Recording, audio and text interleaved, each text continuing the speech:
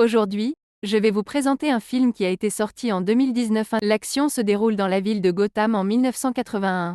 Arthur Fleck, Joaquin Phoenix, exerce le métier de clown à gages au sein d'une entreprise nommée Aaz.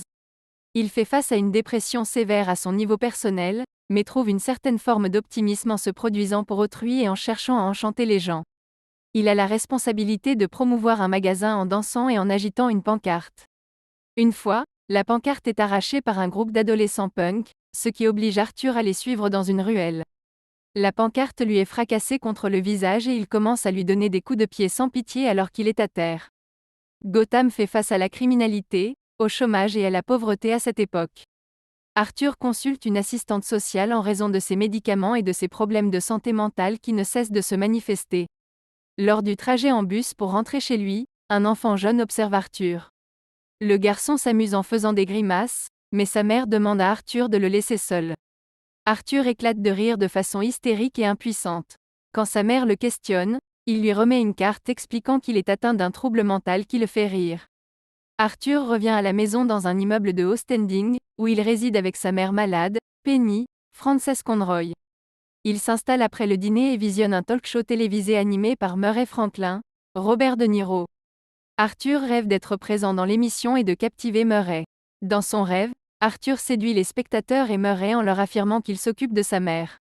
Murray prend contact avec Arthur et l'invite sur scène devant tout le monde, où ils s'embrassent. On découvre que Penny travaillait pour Thomas Wayne, Brett Cullen, et qu'elle est obsédée par le millionnaire et qu'elle lui écrit pour tenter d'améliorer sa situation. Chez AA, Arthur est armé pour se défendre contre son collègue Randall, Glenn Fleshler, après avoir entendu parler de l'agression. Arthur est à la fois hésitant et rassuré de recevoir un tel présent, car les armes à feu sont interdites au travail, mais il se sent bientôt plus sûr de lui après avoir reçu l'arme. Toutefois, peu après, il se retrouve face à son supérieur froid et insensible, qui le réprimande pour avoir perdu le panneau et déduit le prix de celui-ci de sa rémunération. Arthur ne fait qu'un sourire amer. Arthur fait la connaissance d'une de ses voisins, une mère célibataire, Sophie Dumont, Zazie Beetz, et épouse celle-ci. Elle lui aborde de manière polie les problèmes relationnels auxquels il peut être confronté. Mais malgré ses efforts pour faire bonne impression à son égard, il semble maladroit et étrange en sa présence. À un certain moment, il consacre toute sa journée à la suivre. À un moment donné, elle se rend dans son appartement et lui demande s'il la suivait, et il avoue qu'il le fait, mais elle ne semble pas être dérangée par cela.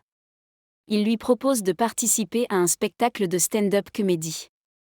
Elle éprouve de l'hésitation, mais est séduite par son charme et son humour. Arthur observe des acteurs se produire afin de mieux appréhender le métier. Cependant, il éprouve davantage de mal-être et de déplacé car son rire exagéré n'est pas authentique. Arthur se rend au Comedy Club pour donner une représentation. Il est submergé par sa nervosité. Par adaptation, il se retrouve involontairement à rire si fort qu'il ne peut à peine s'exprimer. Il se perd ensuite dans sa routine, ce qui n'est pas très amusant. Il semble que Sophie soit présente, la seule personne qui éclate de rire aux plaisanteries d'Arthur. Ceci lui procure la tranquillité nécessaire pour poursuivre ses plaisanteries malgré son tourment intérieur et son trouble.